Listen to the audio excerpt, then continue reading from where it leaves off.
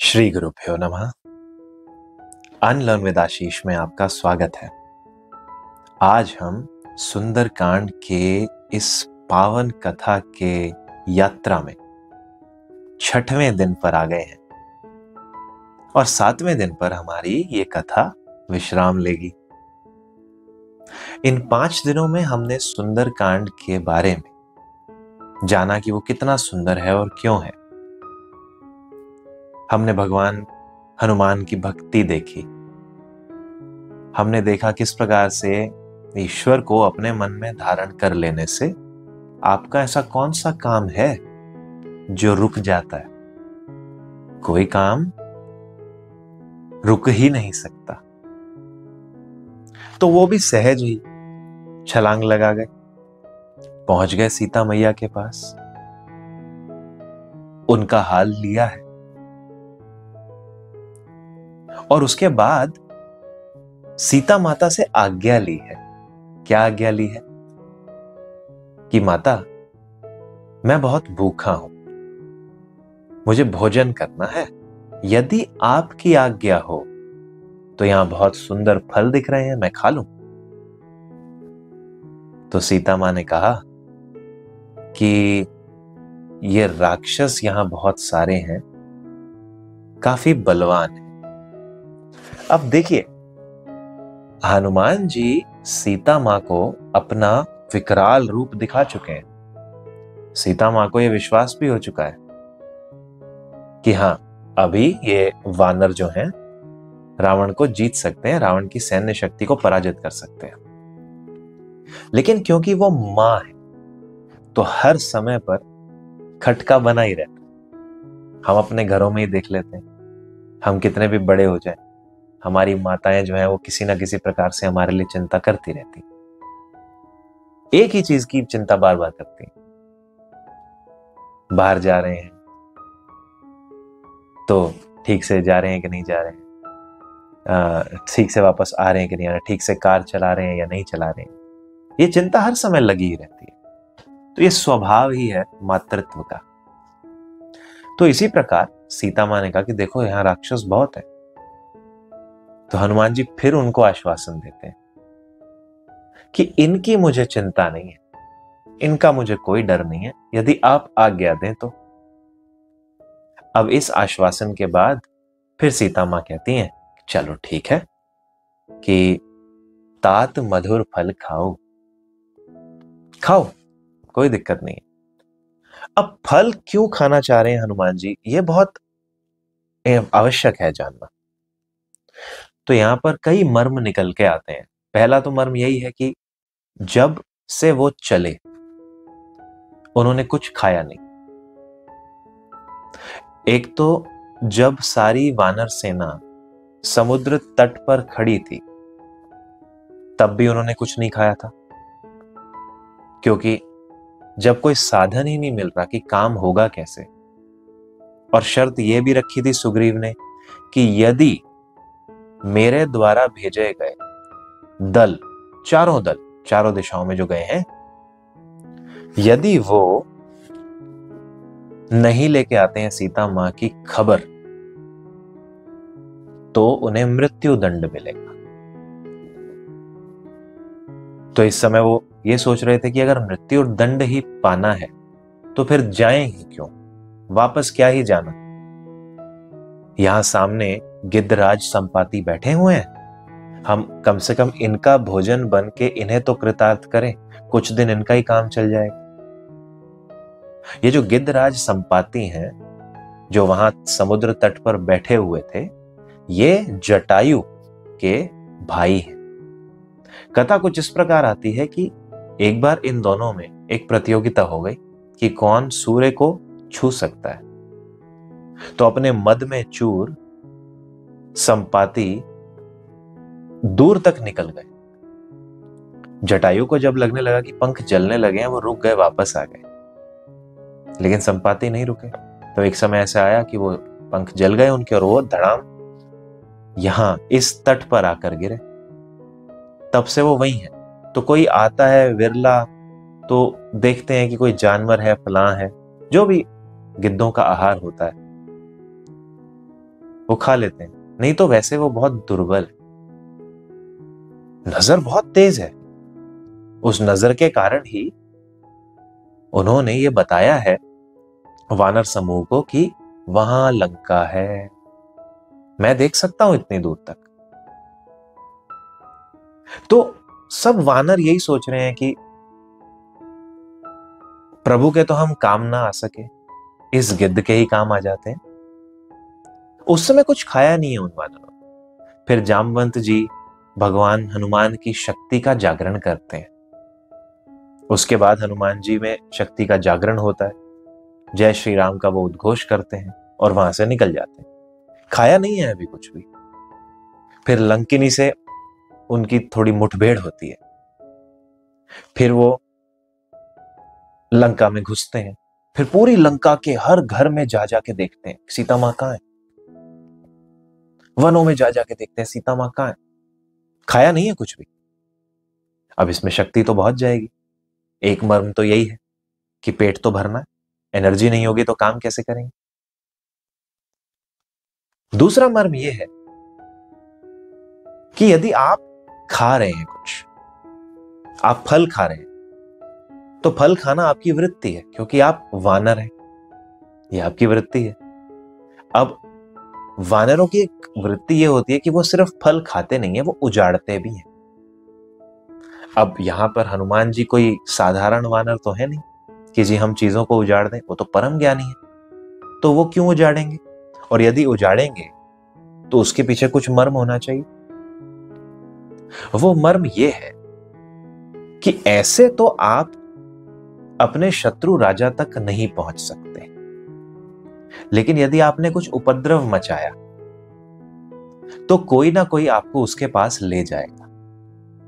और क्यों जाना है हमें शत्रु राजा के पास? हमें यह आज्ञा तो नहीं है कि हम शत्रु राजा को मार दें। तो हनुमान जी बहुत समझदार हैं। हनुमान जी कहते हैं कि मैं यहां आ तो गया ही हूं, और प्रभु राम ने युद्ध भी करना है इनके साथ, तो सीता मां की खबर तो मैंने ले ली, पर मुझे यह भी तो पता होना चाहिए कि रावण का सैन्य बल कितना है, कैसा है। ये सारी गूढ़ नीतियां काम आती हैं बाद में। एक गुप्तचर का तो यही काम है ना। और हनुमान जी तो गुप्तचर भी हैं और दूत भी हैं, दोनों ही, दोनों काम कर रहे हैं। तो यह है इसका दूसरा मर्म कि हमें अपने दुश्मन की सैन्य शक्ति के बारे में पता होना चाहिए। फिर यहां एक और मर्म भी माना जा सकता है। भूख हमारी मिट गई, उपद्रव हमने मचा लिया, सैन्य शक्ति का भी हमें पता लग गया। लेकिन आप यदि माता के आंगन में आए हुए हैं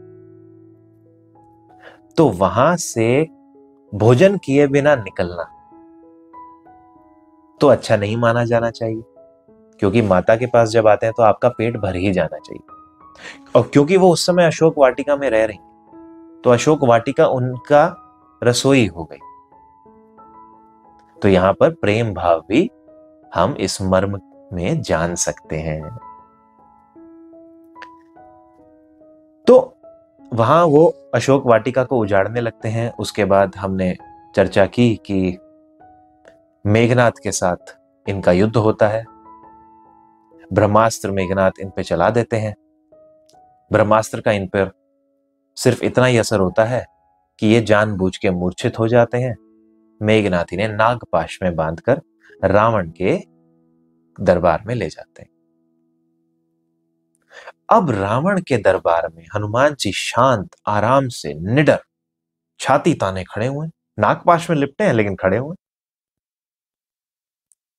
इधर रावण चकरा रहा कि ये कैसा व्यक्ति है, कैसा बंदर है ये, इसको हम बांध के ले आए, ये हिल नहीं सकता, लेकिन ये हंस रहा है, ये तो जानना पड़ेगा। तो वहां फिर हनुमान जी और रावण का संवाद आता है। और क्या संवाद होगा? जब आप एक इस प्रकार के राजा के दरबार में जाएंगे जो किसी और की स्त्री को हर लाया है, जिसके वहां देवता कैद हैं, तो वो सिर्फ अहंकार का ही प्रदर्शन कर सकता है। और यही रावण ने कहा कि मूर्ख वानर, तू जानता नहीं मेरा प्रताप क्या है। हनुमान जी भी कहते हैं कि प्रताप को छोड़,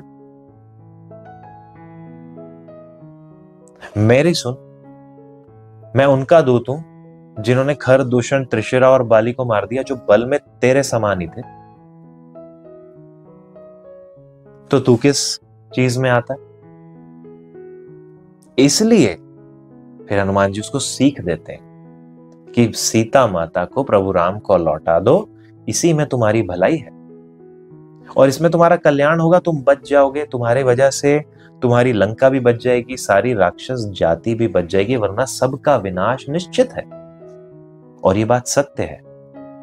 यदि हम इतिहास उठाकर देखें तो हमारी संस्कृति में हमने ये देखा है कि जहां स्त्री की मर्यादा का अपभंग होता है,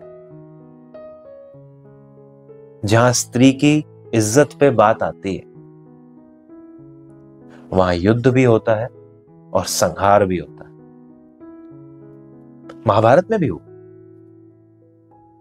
यहां भी हुआ, और भी ऐसे बहुत उदाहरण देखने में, सुनने में आते हैं। कभी उन उदाहरणों पे बाद में चर्चा करेंगे। किंतु यहां हनुमान जी ने बहुत सख्त वार्निंग दी है। अच्छा, सख्त वार्निंग कैसे दी है? सख्त वार्निंग ऐसे नहीं है रावण, क्योंकि हनुमान जी जानबूझ के युद्ध नहीं कराना चाहते। हनुमान जी उसे समझा रहे हैं कि मैं विनती करता हूं तुमसे। विनती की बात करी, मुझ में बहुत शक्ति है, मेरे स्वामी में तो अपार शक्ति है। जिस ईश्वर की वजह से ब्रह्मा विष्णु महेश सृष्टि का संचालन, संहार और उत्पत्ति कर रहे हैं, उसकी शक्ति को तो माप।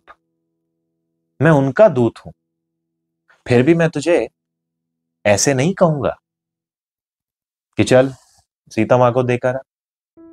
नहीं, मैं विनती कर रहा हूं हाथ जोड़कर रावण कि अपनी मति संभाल, अपने कुल को बदनाम मत कर, कलंक मत लगा उसके ऊपर। अब कलंक तो उस कुल पे लगता है जो कुल निर्मल है, जो कुल विशाल है, जो कुल स्वच्छ है। रावण को सुन के तो नहीं लगता कि उसका कुल स्वच्छ है, लेकिन ऐसा नहीं है। रावण के पिता का नाम है विशर्वा, और ये ऋषि थे, बड़े बहुत महान ऋषि, बहुत महान, बहुत पढ़े लिखे। ऋषि विशर्वा के जो पिता हैं वो है ऋषि पुलत्स्य, और ऋषि पुलत्स्य और भी महान, और भी विद्वान और बड़े शक्तिशाली थे। एक बार रावण किसी के हाथों फंस गया था, सहस्रार्जुन के हाथों फंस गया था रावण। कोई रास्ता नहीं मिल रहा था उसे बचाने का, तो ये ऋषि पुलत्स्य ही रावण को बचाकर लाए थे। ऋषि पुलत्स्य का कुल है, और ऋषि पुलत्स्य जो है वो ब्रह्मा जी के मानस पुत्र हैं।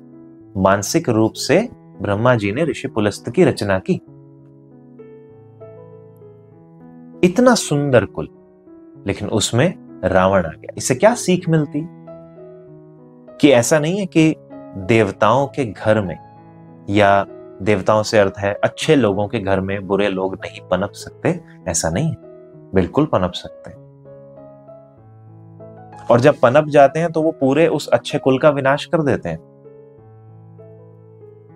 ये महान ऋषि पुलत्स्य का कुल है जिसे रावण कलंकित कर रहा है। और यही हनुमान जी उन्हें बता रहे हैं कि रावण, अपने इस महान कुल को कलंकित मत करो।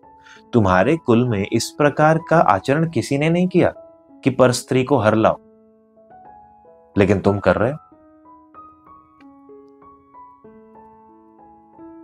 रावण को समझाने के लिए एक बड़ी सुंदर उपमा दी है यहां पर तुलसीदास जी ने, वो कहते हैं राम नाम बिन गिरा न सोहा, कि राम के नाम के बिना वाणी शोभा नहीं पाती। तो जो तेरी वाणी है, यदि उसमें राम का नाम आ गया, यानी उसमें अच्छी बातें आ गई, यानी उसमें ईश्वर के प्रति भाव प्रेम प्रकट हो गया, फिर तू गलत कर ही नहीं पाएगा, गलत सोच ही नहीं पाएगा। और तू गलत सोच रहा है वो इसलिए सोच रहा है क्योंकि तेरे मन में ईश्वर के प्रति प्रेम नहीं है, तेरी वाणी में राम नहीं। आप अपने जीवन में भी देख लीजिए, कभी अगर आपको लगे कि जीवन में समस्याएं बहुत हो गई हैं, देखना कि आप कहीं ना कहीं पूजन से छूट रहे हैं, ईश्वर के नाम से थोड़ा छूट रहे होंगे। वापस आएंगे, स्थितियां अच्छी होने लग जाएंगी। यही आप देखिए कि जिन लोगों को गाली गलौज करने की बहुत आदत होती है, उनकी इतनी हालत हो जाती है कि उनको गुस्सा बहुत जल्दी आता है, क्योंकि उन्हें लगता है कि गाली देने से एकदम से गुस्सा शांत हो जाएगा। वो शांत नहीं होता, वो और बढ़ जाता है। फिर वो घर पे भी गालियां देनी शुरू करते हैं, बच्चों को भी गालियां देनी शुरू करते हैं, चलते फिरते उनकी बातचीत में ही गाली आ जाती है। बहुत आपके आसपास भी ऐसे लोग होंगे। क्यों? क्योंकि मुंह में राम का नाम नहीं। इससे एक और भी बात समझ में आती है, मुंह में राम का नाम का क्या अर्थ है? यदि हम ईश्वर से कनेक्टेड फील करते हैं, हमें लगता है ईश्वर हमारे लिए है, हम ईश्वर के लिए हैं, ईश्वर हमारा पिता है या माता है, तो हम फिर उसी मुंह से गाली क्यों बकेंगे जिससे हम अपने माता पिता का नाम ले रहे हैं? वो तो शुद्धता खत्म हो गई ना। पौराणिक बातों के अनुसार यह माना गया है कि यदि आप बहुत गाली गलौज करते हैं तो आपका मानसिक विकास घटने लगता है, आपके काम बनने बंद हो जाते हैं। और यही भगवान ने कहा है। हनुमान जी कहते हैं राम नाम बिन गिरा न सुहा। अपनी वाणी में यदि तुम्हारे राम का नाम नहीं है तो उसका कोई लाभ नहीं है, फिर वो वाणी बेकार है, उसको शोभा नहीं पाती। फिर इसी बात को और अच्छे से समझाने के लिए वो बोलते हैं बसनहीन नहीं सोह सुरारी, सब भूषण भूषित बर नारी। वो कहते हैं जिस प्रकार एक नारी जिसने कोई कपड़े नहीं पहने हुए, सिर्फ गहने पहने हुए, सिर्फ आभूषण पहने हुए, वो शोभा नहीं पाती। यानी कि नारी जब पूरी तरह सुसज्जित होती है तो उसमें कपड़ों का बहुत बड़ा योगदान है। ये नहीं कि सिर्फ गहने पहना दिए, कितने मर्जी गहने पहनाओ, जब तक अच्छे कपड़े नहीं पहने, शरीर ढका नहीं है, मर्यादित नहीं है, कहने का अर्थ यह है, तब तक नारी शोभा नहीं पाती। इसी प्रकार जो वाणी राममय नहीं है, वो वाणी भी शोभा नहीं पाती, उसका कोई अर्थ नहीं है, उसका लाभ नहीं है, वो कलंकित ही होगी और करेगी कलंकित स्वयं को, अपने कुल को। ऐसी वाणी सुशोभित तो कर ही नहीं सकती। तो ऊपर ऊपर का दिखावा किसी काम का नहीं है, मन में आपके वो चीज होनी चाहिए जो आप प्रदर्शित भी कर रहे हैं। फिर इतना समझाते हैं जब हनुमान जी। अब क्या है, देखिए किसी अहंकारी व्यक्ति को बहुत समझाओ ना तो उसको गुस्सा आ जाता है, और ऐसा गुस्सा आता है कि वो सोचता है अच्छा ये मुझे समझाएगा, ये वानर। ऐसा करते हुए लगभग 10 चौपाइयां हैं जहां पर रावण को चेतावनी दी गई है और विनती भी की गई। और उसके बाद रावण कहता है मार डालो इस बंदर को, मार डालो इस बंदर को। अब ये वो रावण है जो नीति निपुण है। नीति निपुण यानी कि सब्जेक्ट नॉलेज खूब है उसको, शास्त्र का पूरा ज्ञान है हर प्रकार से कि किसके साथ क्या बिहेव करना चाहिए, लेकिन फिर भी वो एक दूत के लिए कह रहे हैं इसको मार डालो। यानी पढ़ा हुआ ज्ञान, किताबी ज्ञान यदि हम अप्लाई नहीं कर रहे हैं तो फिर उस ज्ञान का कोई लाभ नहीं है। आज के समय में भी डिप्लोमैट इम्यूनिटी नाम की एक चीज होती है कि किसी भी देश का दूत अगर किसी और देश में है, अगर वो किसी से गंदे कार्य में भी लिप्त पाया जाए तो भी उसे दंड नहीं दिया जा सकता, बस वापस भेजा जा सकता है, क्योंकि ये दूत के रूल हैं। और यही डिप्लोमैटिक इम्यूनिटी पहले भी रही होगी, लेकिन वो कहते हैं हनुमान जी को मार दो। उसी समय विभीषण जी आते हैं, रावण को समझाते हैं कि नहीं, नीति विरोध ना मार ही दूता, ये नीति के अनुसार नहीं है। नीति के अनुसार क्या है फिर? अगर कोई गलत काम कर रहा है दूत, तो उसको कुछ ना कहे, नहीं, आप उसे पनिश कर सकते हो, आप उसे दंड दे सकते हो, लेकिन मृत्यु दंड नहीं दे सकते। अगर आधुनिक समय की बात करें तो डिप्लोमैट्स को दंड कैसे दिया जा सकता है? उन्हें वापस भेज सकते हैं, बेइज्जत कर सकते हैं, समन भेज सकते हैं, पर मृत्यु दंड नहीं देते। तो यहां पर भी रावण को विभीषण जी ने समझाया कि इस वानर को मृत्यु दंड मत दो, ये दूत है। तो क्या करें? फिर रावण कहता है कि इसकी कोई प्रिय चीज जो है ना, हम उसे नुकसान पहुंचाते हैं। अब वानर की प्रिय चीज क्या है? उस समय हनुमान जी भी ना अपनी पूंछ से बहुत लगाव दिखाने लगे कि किसी प्रकार कुछ आइडिया मिल जाए रावण को और ये मेरी पूंछ से संबंधित कुछ काम करते हैं। तो रावण कहता है पूंछ में आग लगा दो। जब जली हुई पूंछ लेके अपने स्वामी के पास जाएगा ना, तब इसके स्वामी को समझ आएगी कि हम कितने शक्तिशाली हैं। रावण को लग रहा है कि इन्हें बहुत शर्म आएगी कि जली हुई पूंछ लेकर जाएगा। तो इस समय हनुमान जी कहते हैं कि सरस्वती मां ने इसे बुद्धि दी है इस प्रकार की और मेरा काम आसान कर दिया।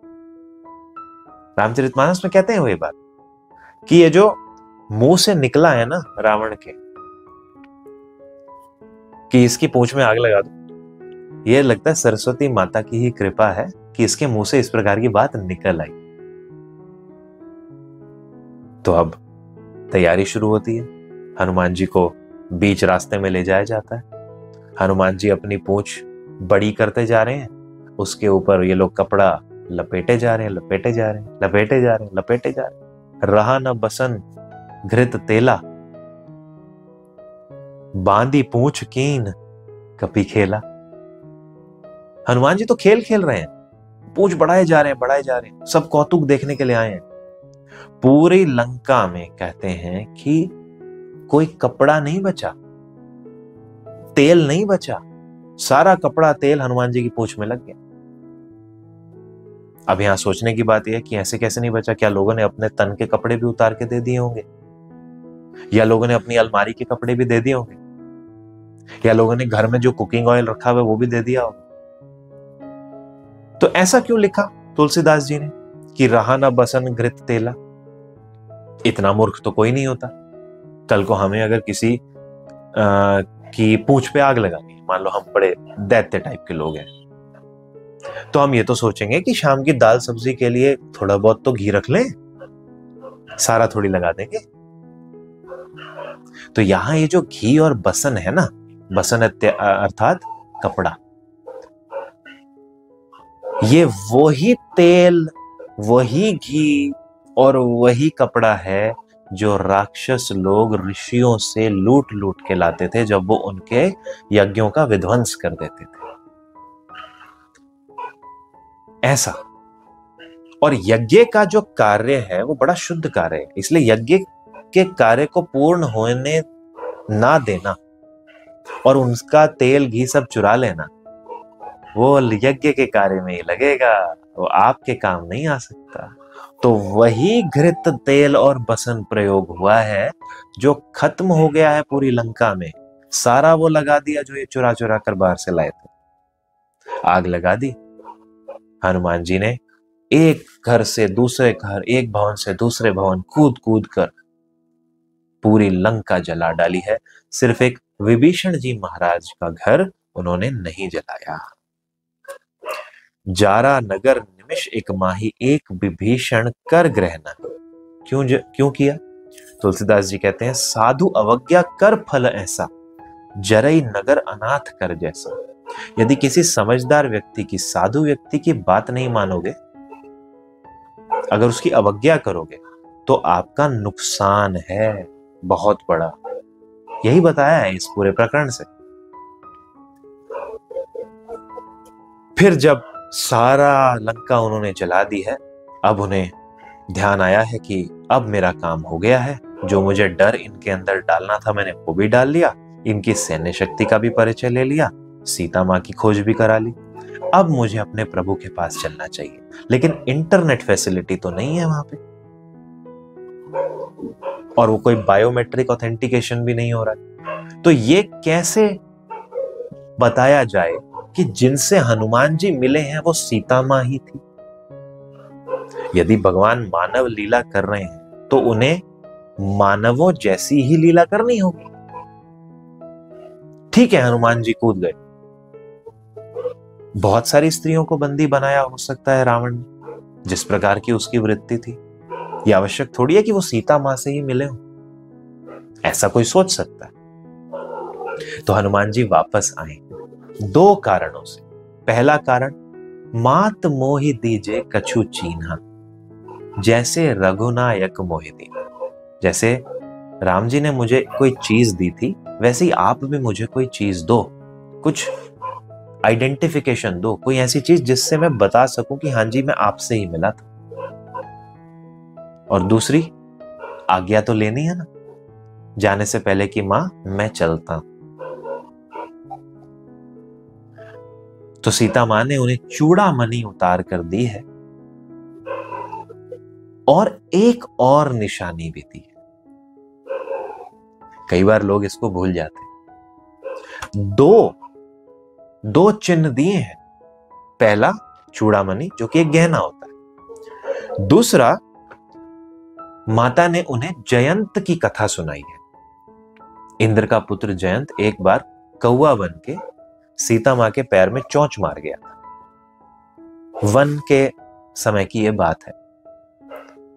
राम जी ने देखा ये तो चोट देकर जा रहा है, वो समझ गए कि ये क्या करना चाह रहा है, क्योंकि वो तो परीक्षा लेना चाहता था। राम जी ने अपना बाण उसके पीछे छोड़ दिया। तीनों लोक वो घूमा है, तीनों लोक, लेकिन कोई उस बाण से उसकी रक्षा करने को तैयार नहीं है, ना ब्रह्मा, ना विष्णु, ना महेश। क्योंकि राम के बाण को तो फिर राम का बाण ही संभाले। सबने कहा वापस उन्हीं के पास चले जाओ, उन्हीं से ही क्षमा मांगो, वही कुछ क्षमा करके देंगे। तो इस प्रकार का ये प्रकरण है। लेकिन ये कथा सिर्फ भगवान राम और मां सीता को ही पता है, क्योंकि यही दो थे उस समय जब जयंत का प्रकरण हुआ। लक्ष्मण जी भी वहां थे नहीं।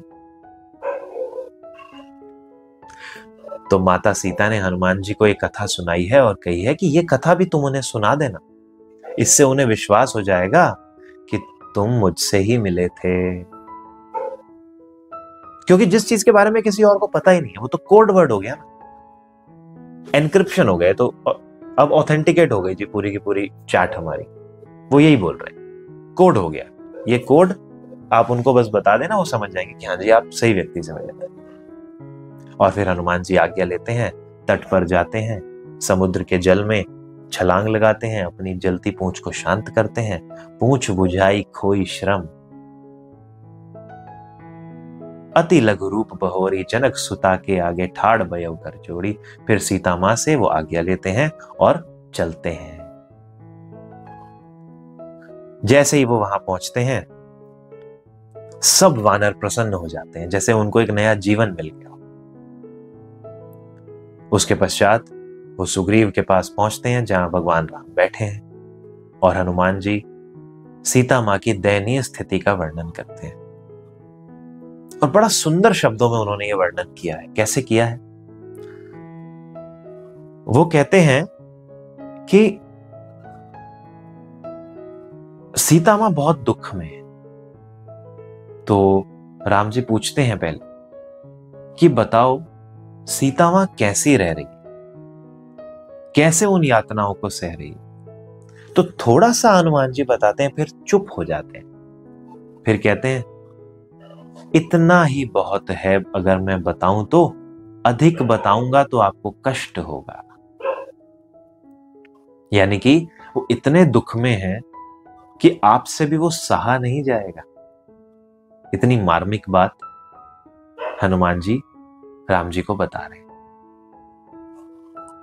और इसी बात से फिर वो कहते हैं कि सीता के अति विपत्ति बिसाला, बिना ही कहें भली दीन दयाला।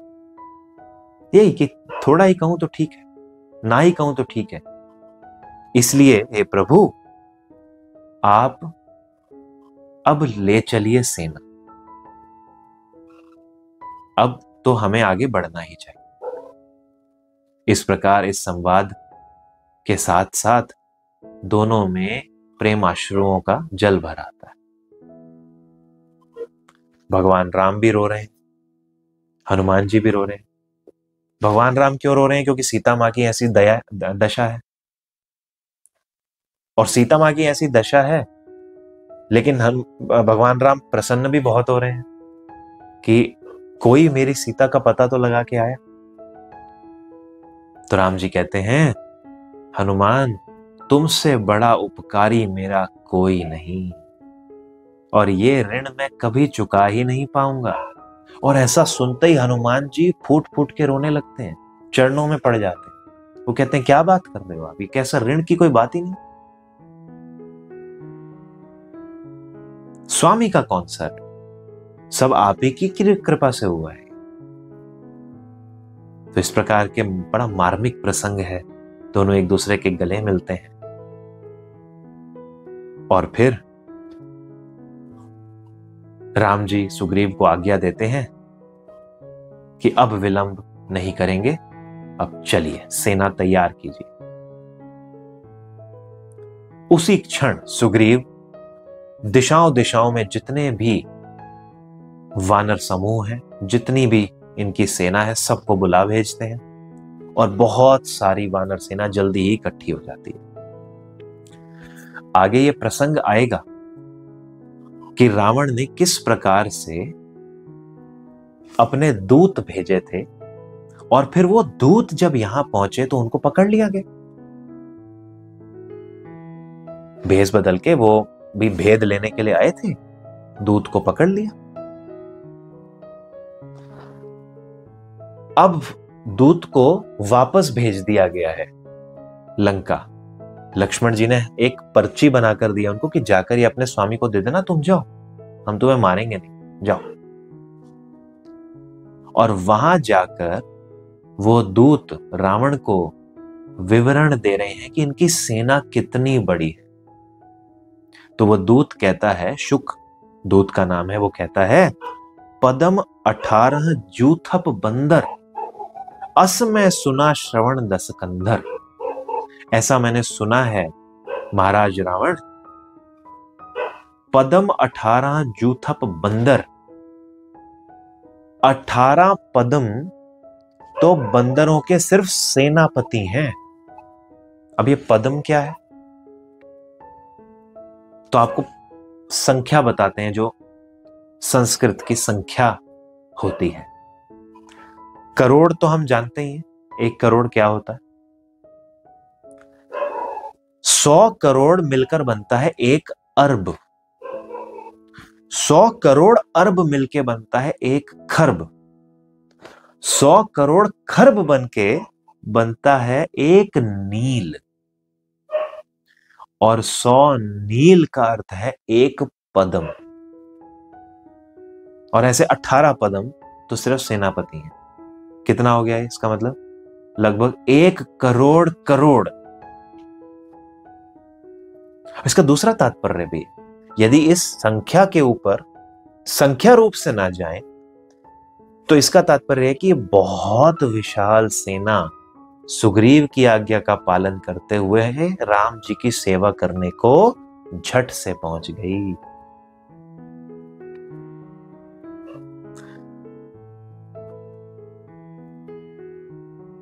जब रावण अपने दूतों से यह पूछता है कि बताओ मुझे उस सेना के बारे में, और दूत बताते हैं कि पद्म 18 जूथप बंदर, रावण हल्का हल्का डरता है, लेकिन वो डर दिखाता नहीं। फिर दूत ये भी कहते हैं, नाथ कटक महु सो कपि नाही, जो ना तुम्ही जीते रण माही। कि है नाथ, उनमें ऐसा कोई बंदर नहीं है जो आपको रण में ना जीत सके। आप तो कुछ नहीं है उनके आगे। 18 पद्म जूथप बंदरों में से एक भी ऐसा नहीं है जो आपको ना जीत सके। आप किनसे लड़ने की बात कर रहे हैं? शरण में चले जाइए आप उनकी। पर रावण को समझ तब भी नहीं आती। अब यहां रावण को देखो कितने लोगों ने समझाया। रावण को सबसे पहले समझाया है मंदोदरी जी ने, जब सीता मां के सामने होती। उससे भी पहले सीता मां ने समझाया कि तुझे लाज आनी चाहिए कि तू क्या बात कर रहा है। फिर हनुमान जी ने समझाया, फिर पुनः मंदोदरी ने समझाया, फिर विभीषण ने समझाया। इतना कहा मोर प्रभु कीजे, मोहे कहे जानकी दीजे। मेरे कहने से जानकी वापस कर दो। लेकिन वो किसी की बात नहीं मान रहा। फिर माल्यवान जी ने समझाया है। माल्यवान कौन है? रावण के नाना। यानी रावण को छोड़कर बाकी सब वहां समझदार ही है। और मंदोदरी तो बहुत ही समझदार है, वो पंचकन्या है। इसके बारे में हम पिछली दिनों की कथा में बात कर चुके हैं। लेकिन रावण नहीं मानता। और इस तरह इतनी बात चलते हुए समुद्र के पार सेना आ गई। बड़ी सुंदर बात लिखी है तुलसीदास जी ने कि जब ये लोग समझा रहे थे कि एक बंदर ने जब पूरी की पूरी लंका उजाड़ दी, तो वो स्वामी क्या करेगा? क्यों आप काल में अपने पूरे कुल को ढकेलना चाहते हैं? रावण को समझा रहे हैं सब लोग, लेकिन रावण नहीं मान रहा। रावण कहता है ये बंदर हमारा क्या बिगाड़ देंगे, अच्छा है बल्कि आ गए। बंदर तो हमारा भोजन है, बंदर और मानव तो हमारा भोजन है। ये तो बहुत अच्छा हो गया, कई दिनों के लिए राक्षसों को आहार मिल गया, पकड़ पकड़ के खाएंगे वो। अंदर से सबको पता है कि ये खतरे की घंटी है, लेकिन हर सभा में कुछ चाटुकार लोग होते हैं ना। रावण की सभा में भी थे। वो भी कह रहे हैं रावण को, हाँ जी महाराज, बिल्कुल आप सही कह रहे हैं, ये बंदर हमारा क्या बिगाड़ ले। विभीषण समझाते समझाते थक गए हैं, लेकिन अहंकारी को सिर्फ चाटुकारों की ही बात समझ आती है, हितैषी की बात समझ नहीं आती, क्योंकि हितैषी की बात कड़वी होती है। हमारे घरों में भी क्या होता है, मान लो अगर कोई बड़ा डांट दे तो हमें उसकी बात समझ नहीं आती, लेकिन कोई और लल्लो चप्पो कर दे तो उसकी बात ज्यादा अच्छी लगती है। ऑफिसेज में भी ऐसा ही होता है। यदि कोई कंस्ट्रक्टिव फीडबैक दे दे तो हमें वो नहीं चाहिए, लेकिन कोई बस थोड़ा झाड़ पर चढ़ा दे, वाह, यही मेरा सच्चा हितैषी है। संसार ही चल रहा है ऐसे। तो तुलसीदास जी लिखते हैं, सचिव वैद गुर तीन जो, प्रिय भोलही भय आस। भय के कारण यदि सचिव यानी मंत्री यानी आपको सलाह देने वाला, वैद यानी डॉक्टर, और गुरु यानी टीचर,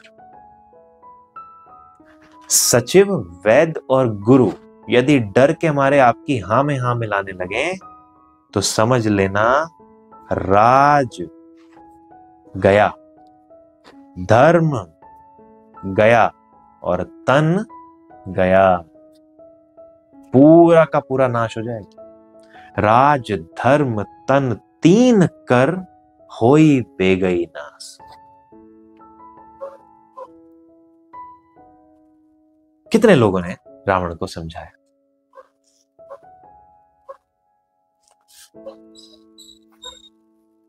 लेकिन रावण ने विभीषण जी को लात मार कर निकाल दिया, लात मार कर। अब विभीषण जी के बारे में ना बड़ा ही एक दुष्प्रचार है संसार में कि जिसने अपने घर वाले को धोखा दे दिया उसको विभीषण बोल देते हैं कि ये तो विभीषण निकला। फिर समझाने वाले और भी बातें करते हैं, कहते हैं इससे तो अच्छा कुंभकर्ण था, अपने भाई के साथ तो रहा नहीं। विभीषण बहुत बड़े संत हैं, बहुत ज्ञानी, और विभीषण ने भी रावण को नहीं त्यागा, रावण ने विभीषण को त्यागा। यदि कोई आपको घर से निकाल दे, खासकर यदि आप राजा हैं और वो आपको राज्य से ही निकाल दे, वो बेइज्जत कर दे आपको पूरी सभा के सामने, तब आपके पास कोई और चारा नहीं रहता, क्योंकि ये शरण दे नहीं रहा। फिर शरण लेने आप कहीं तो जाओगे, क्योंकि आपके विचार ही नहीं मिलते। जब तक रावण ने विभीषण जी को लात नहीं मारी और ये नहीं कहा कि तू निकल जा, विभीषण जी उनके साथ ही रहे, इस डर के साथ भी साथ रहे कहीं वो मुझे मार ना दे, फिर भी उसको नीति ही सिखाई। बहुत विरले होते हैं ऐसे लोग। कुंभकर्ण को रावण ने कभी लताड़ा नहीं, या मेघनाद को लताड़ा नहीं। इन दोनों ने ही रावण को समझाया है कि राम से बैर ठीक नहीं। जब युद्ध शुरू हुआ, समय समय आने पर यह समझाया गया, लेकिन लताड़ा नहीं। लताड़ा नहीं तो इसलिए वो गए भी नहीं, उनके पास कोई कारण नहीं है जाने का, लेकिन विभीषण को लताड़ा है। उसके बाद विभीषण शरण मांगने प्रभु राम के पास गए हैं। वहां पर हनुमान जी ने इनका परिचय भगवान राम से कराया है, और यहाँ श्री राम और विभीषण का संवाद आता है, जिसमें भगवान विभीषण को स्वीकार करते हैं और कहते हैं कि जो मेरी शरण में आएगा उसे तो मैं संरक्षण दूंगा ही दूंगा। आप कहीं फंस गए हो तो मन से राम का नाम उच्चार लें, संकट से निकल जाएंगे। जो राम की शरण में है, शरण का क्या अर्थ है? कई तरीके हैं आपको चैलेंजेस से निकलने के। एक तरीका यह है कि सबसे पहले तो ये मान के चलो कि जो है वो तो बीत ही जाना है। सुख है तो दुख आएगा ही आएगा, दुख है तो सुख आएगा ही आएगा। एक चीज नहीं रह सकती। दूसरा, अपने अंदर की शक्ति का जागरण करो, हराओ अपने सामने वाले चुनौती को। और तीसरा, जब कुछ नहीं हो पा रहा तो फिर सरेंडर कर दो, प्रभु को समर्पण कर दो कि जी मुझसे नहीं हो रहा, अब आप देख लो। जब उस भाव से समर्पण करेंगे कि अब मैं कुछ नहीं कर सकता, फिर प्रभु देख लेंगे। अब इसका यह अर्थ नहीं है कि अरे प्रभु ही देख लेंगे तो चलो शुरू में ही दे दें, नहीं। प्रभु ने कर्म का सिद्धांत बनाया, आपको करना पड़ेगा। अंतिम छोर जब आता है तब आप प्रभु के आगे सब छोड़ देते हैं। यही विभीषण जी ने किया है, और भगवान राम ने कहा है कि मैं इनको स्वीकार करूंगा। और जैसे ही विभीषण लंका से निकला, तुलसीदास जी लिखते हैं, आयुहीन भय सब तबहि, अस कहीं चला विभीषण जब।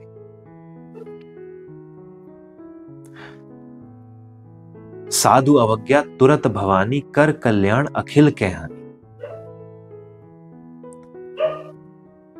शिव जी कह रहे हैं कि जो साधु की अवज्ञा करता है ना, हे देवी, वो सिर्फ अपनी हानि करवाता है।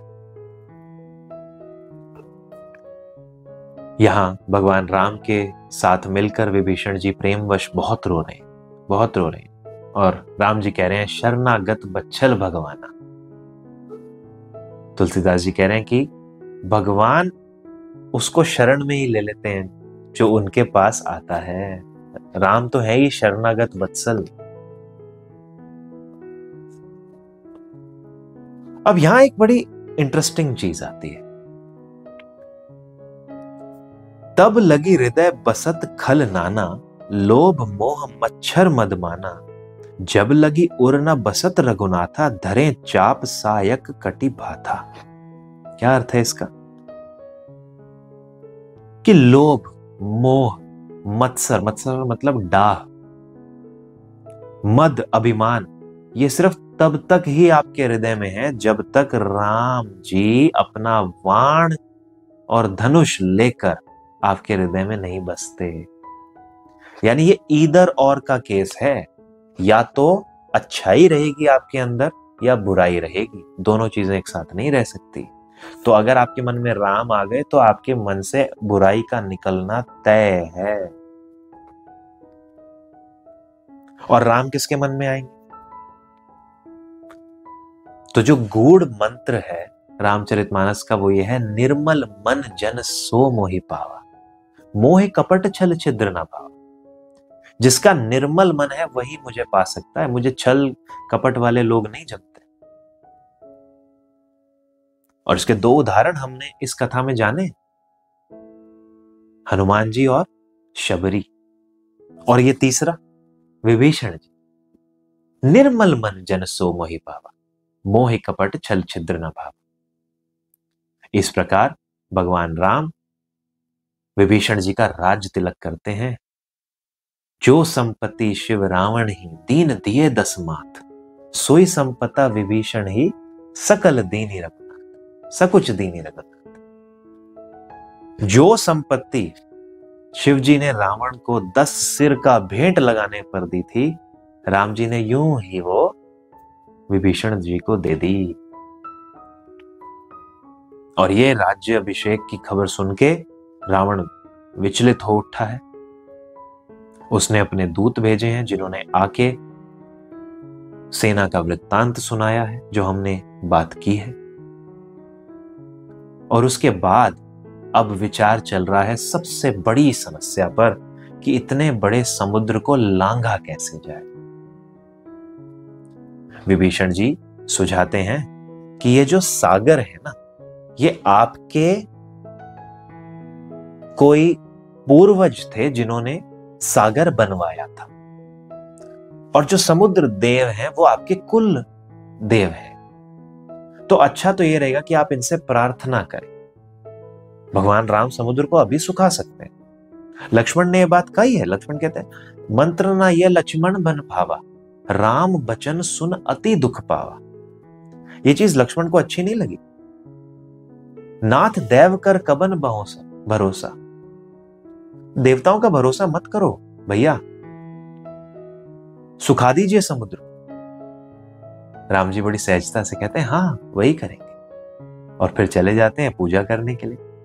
3 दिन तक समुद्र की पूजा हो रही है, लेकिन समुद्र ने कोई भी हलचल नहीं करी, कोई जवाब नहीं दिया। 3 दिन के पश्चात भगवान राम खड़े हुए हैं और कहा है लक्ष्मण को, लक्ष्मण मेरा वाण और मेरा धनुष लेकर आओ। भय बिन होए न प्रीत, विनय न मानत जलधि जड़। रिक्वेस्ट हमारी नहीं मान रहा, विनय नहीं मान रहा है ये जलधि, ये समुद्र। गए 3 दिन बीत, बोले राम सकोप तब। तब श्री राम को गुस्सा आया है और उन्होंने कहा है अब तो भय से ही प्रीति होगी। जीवन में भी यही है, अगर हम किसी के आगे दब्बू बनते रहेंगे सब हमारे को परेशान करेंगे। जहां हमने शुरुआत विनती से ही करनी, सबसे पहले विनती, विनम्रता बहुत आवश्यक है। लेकिन विनम्रता को यदि कोई आपकी कमजोरी समझ ले तो आपने फिर डर दिखाना है। फिर उसे पता होना चाहिए कि आप विनम्र अपनी इच्छा से हैं, मजबूरी से नहीं। और फिर श्री राम तैयार होते हैं समुद्र को सुखाने के लिए, वाण का संधान करने वाले हैं। लक्ष्मण जी बहुत प्रसन्न हो रहे हैं इस बात से। और अब समुद्रदेव क्या करते हैं, यह बात करेंगे हम अपनी अंतिम दिन की कथा में। तब तक जय श्री राम।